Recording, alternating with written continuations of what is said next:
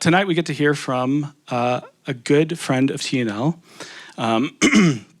His name is Stephen Newhall. He actually was on staff here from like 2014, 2018. Like many of us who work at churches, we were talking about this earlier. I can't remember what his title was because we all just do kind of everything. Stephen has led worship, Stephen has taught, Stephen has cleaned up, Stephen has set up. Pretty much anything that goes on around here, Stephen has done. And so it's a joy to have him back. And I know that he will soon be your friend if he's not already. So would you please welcome Stephen Newhall. Thanks. It's a gift to be here. I've been looking forward to this for a while.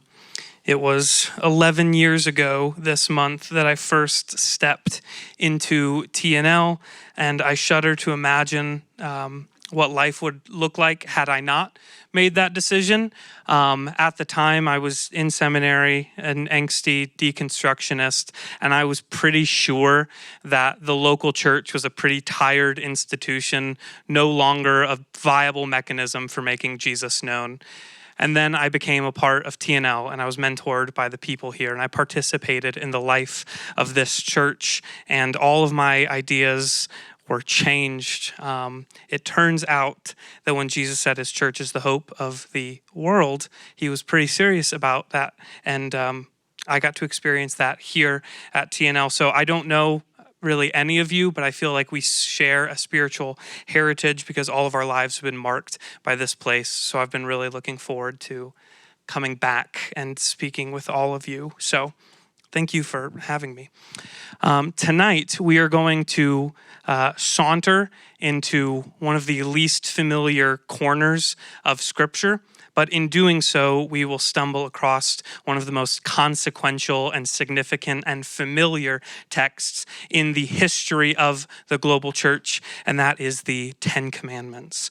Now, just a touch of historical prologue before we get to our text. In Deuteronomy, Moses is talking to a group of Hebrews, and what's heralded the first proper sermon ever recorded.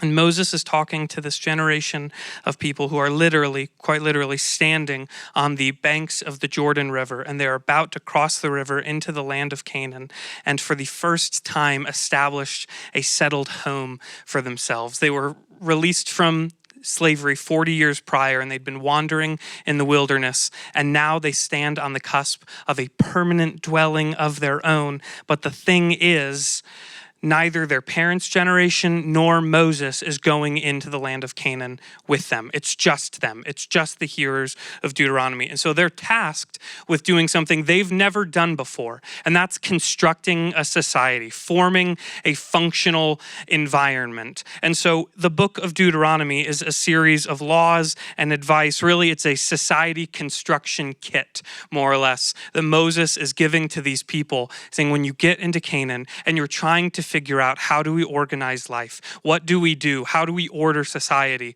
This is what to do. And so Deuteronomy is really, really specific. It's practical. It's weirdly specific.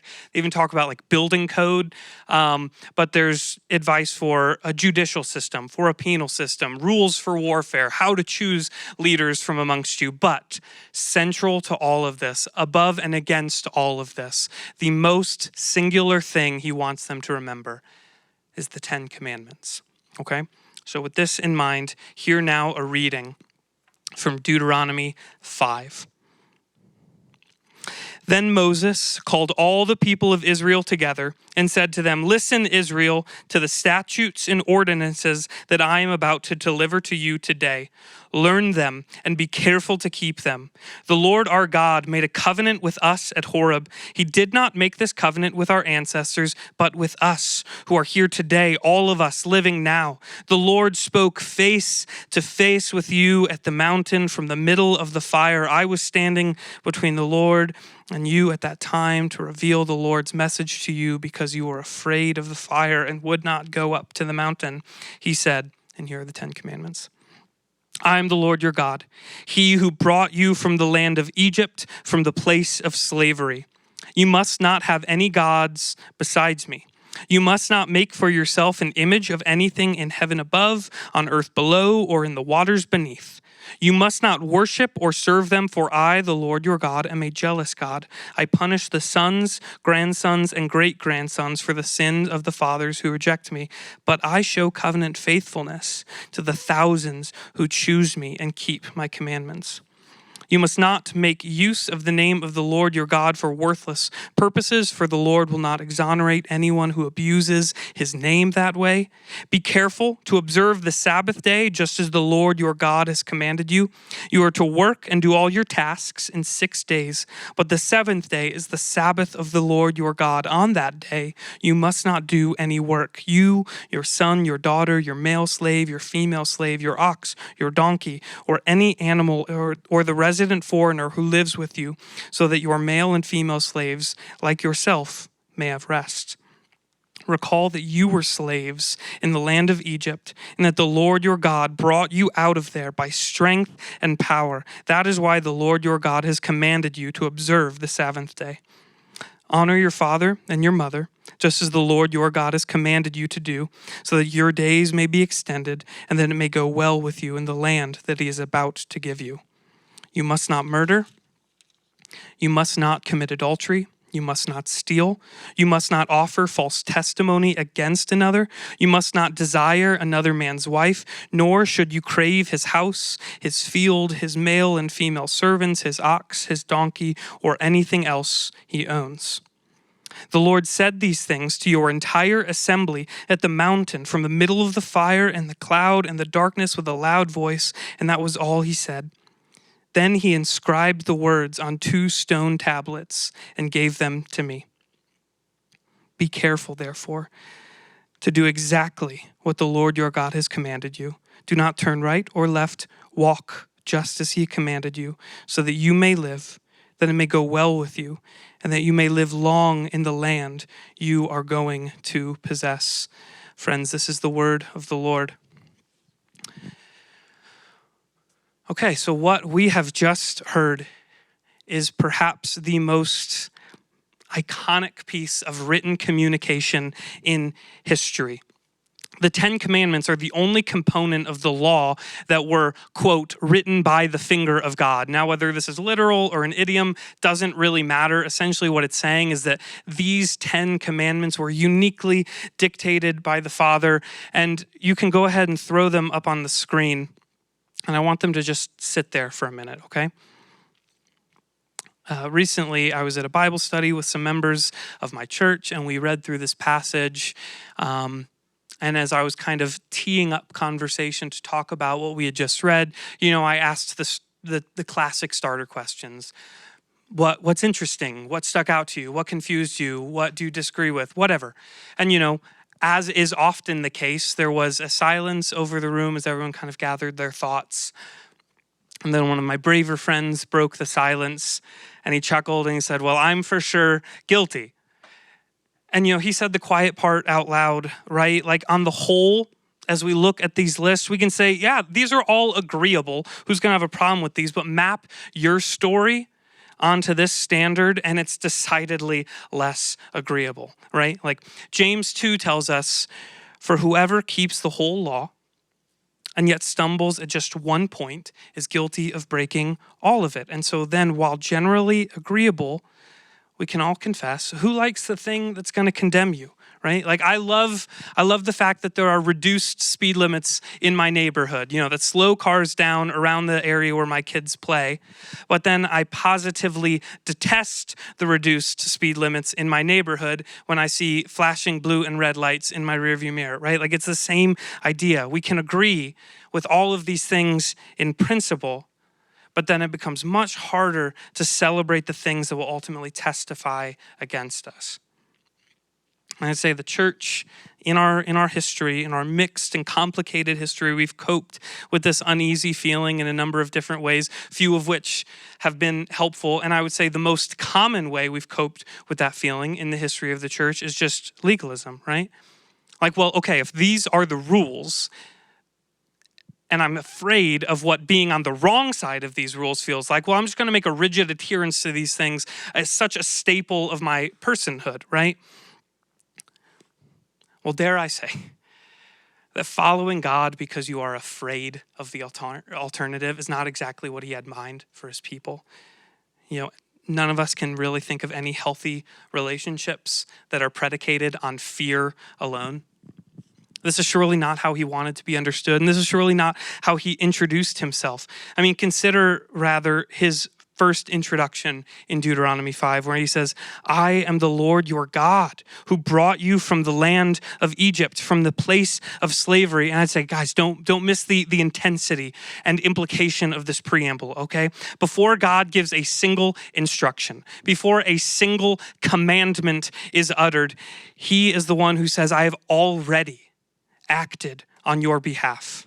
You didn't know my name. You didn't know a thing about me, and yet it still pleased me fully to bring you out of the place of slavery. There was a priest in Baltimore who was a professor, and he would often say to his students this really beautiful line. And he would say, in the game of love, God always makes the first move.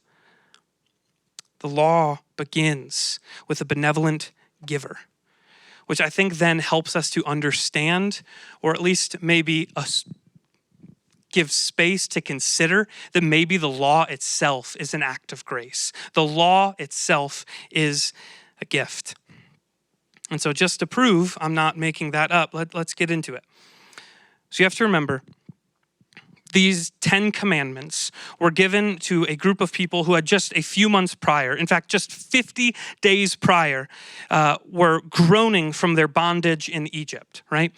These people had known political, spiritual, social, and economic bondage. In fact, that was all that they knew. The entirety of their existence were characterized by those things, by painful oppression.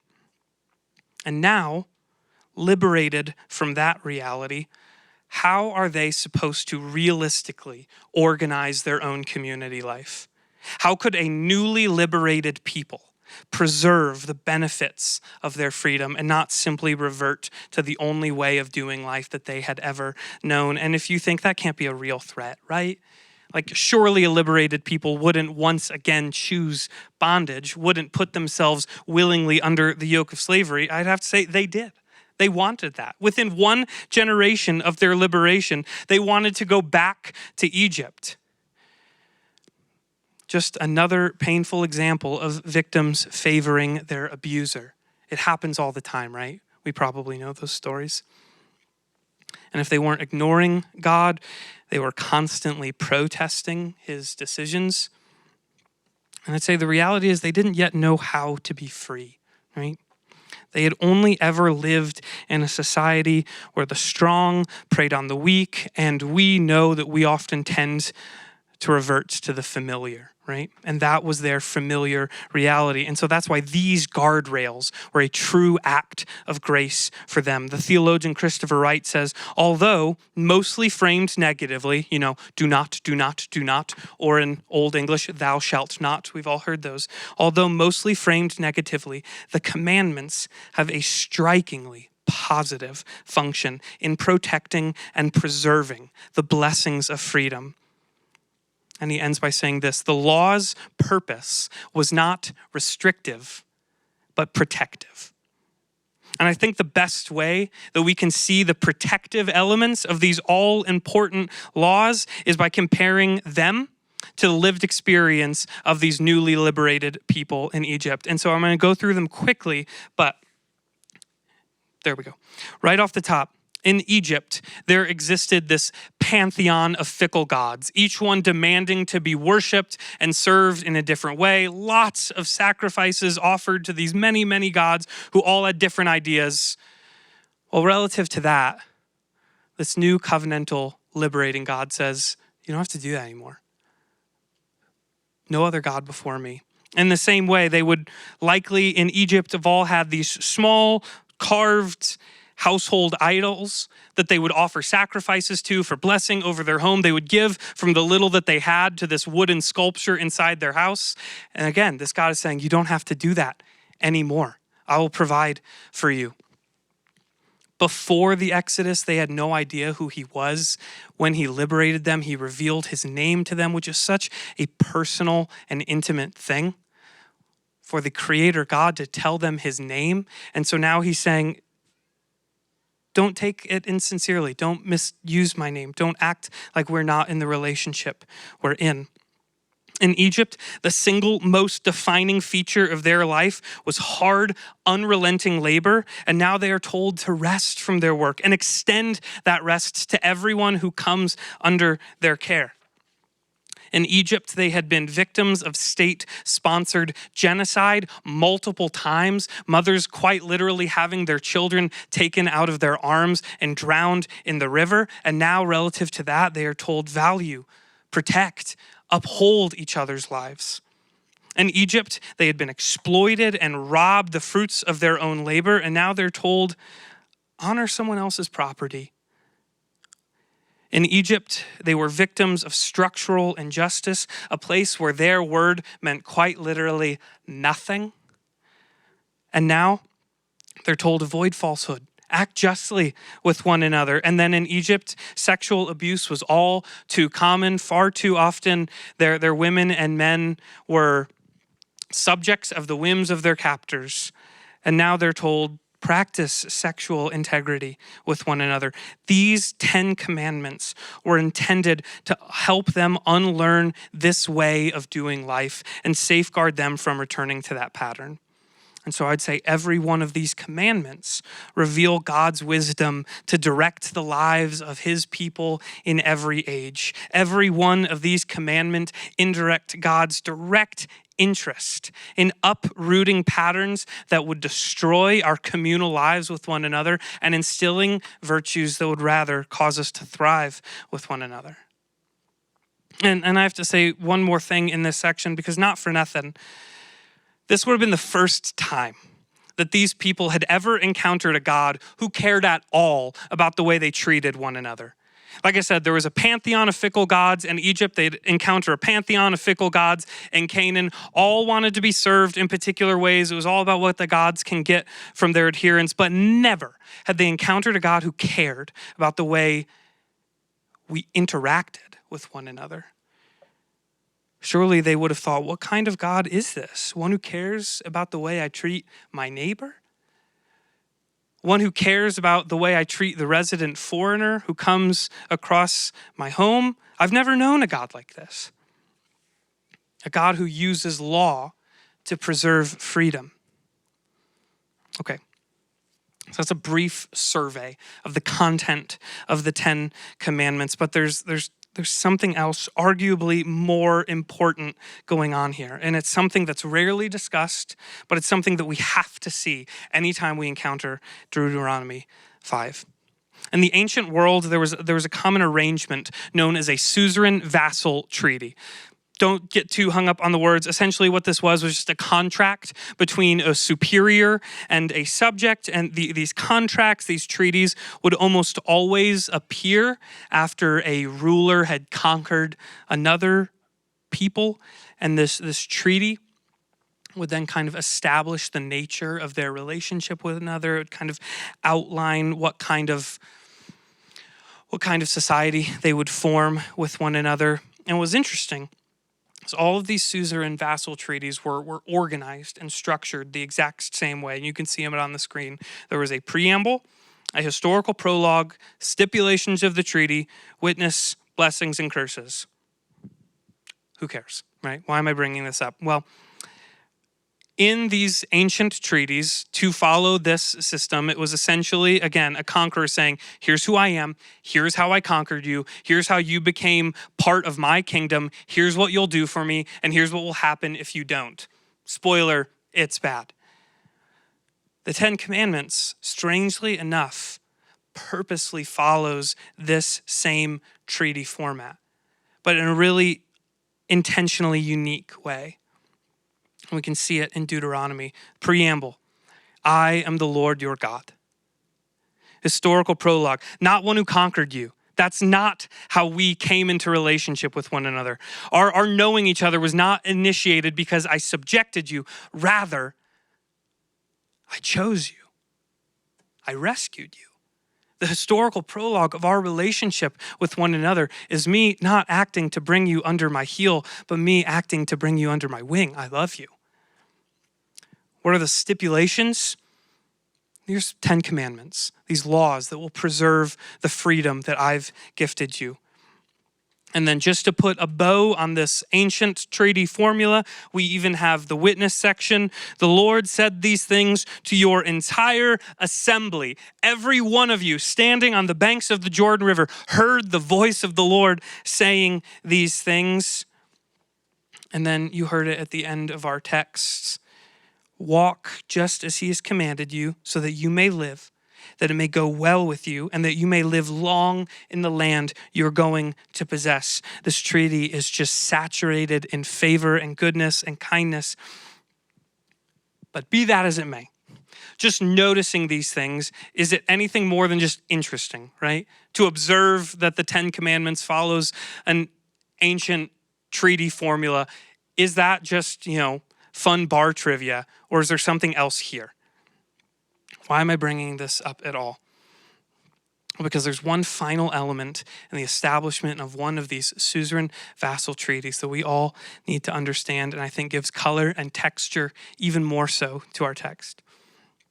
After arranging the treaty, in order to ensure its integrity, one last step would always happen. In every single instance, this one last step would happen, and that's simply this. They'd make a copy.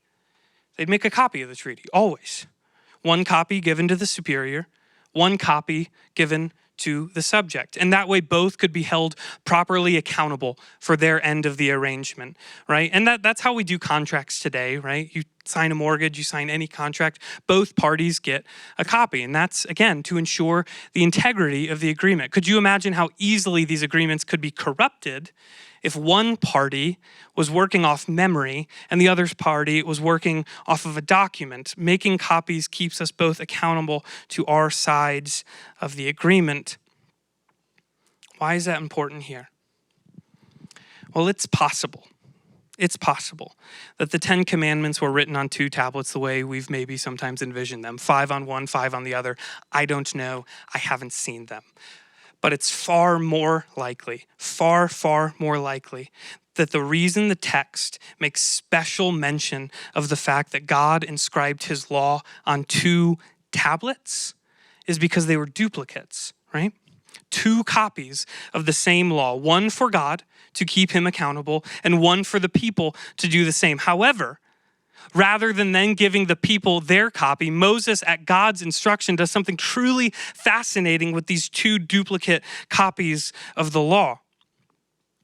He encloses both copies inside this box called the Ark of the Covenant and encases it with a lid.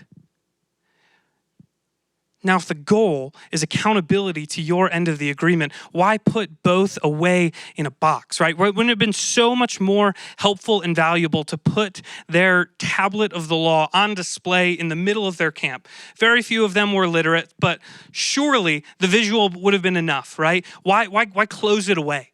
Why put it in a box? Why not give the people regular access to their copy of the agreement? Well, you have to remember, in the book of Exodus, just a few books before Deuteronomy, when God is describing how to construct this box and what it will represent, he talks about the Ark of the Covenant as the place where he will meet with his people. And then he talked about building this special lid for the box. And he said, I want you to call that lid the mercy seat. And then once a year, I want you to sacrifice an animal and I want you to sprinkle its blood across that special lid, across the mercy seat. And what this will represent is atonement, covering for all of the errors, all of the sins of the people. And so it is beneath this lid, beneath the mercy seat, inside the altar of sacrifice and absolution, that we find both copies of the law sitting. And here's why. I think God was very poignant in intending to communicate to them that he will be the one to uphold both sides of the contract. He will make himself responsible for both sides of the agreement. I believe this is what Jesus meant in the Sermon on the Mount when he said, don't think I've come to abolish the law, By no means. I have come to fulfill the law. God has upheld his end of the treaty, and I have come to uphold yours. Both copies of the law, both sides of the law, the responsibility of compliance have been placed in my hands, and for you, I will do it. This is the true essence of the gospel. Jesus has made himself responsible for us. We are covered in his righteousness, and he bears the weight of our curse. The same God who said, before you did a thing, I chose you. Before you knew my name, before you knew anything about me, I pulled you out of slavery. That's the same God who is saying, when you were incapable of upholding your end of the bargain, I did it for you. And with all of this in mind, we get the famous words in Peter says, he himself bore our sins in his body on the cross, that we might live for righteousness. By his wounds, we have been healed. Thanks be to God. Would you pray with me? Oh, Jesus, how can it be that we have been in your mind this whole time? That we have been a part of your plan this whole time? That you gave an agreement you knew we could never keep, and so you stepped in and said, I'll do it. I'll keep it for them. And by doing so, you have kept us in right, beautiful relationship with our God. We love you. We thank you for this gift. Amen.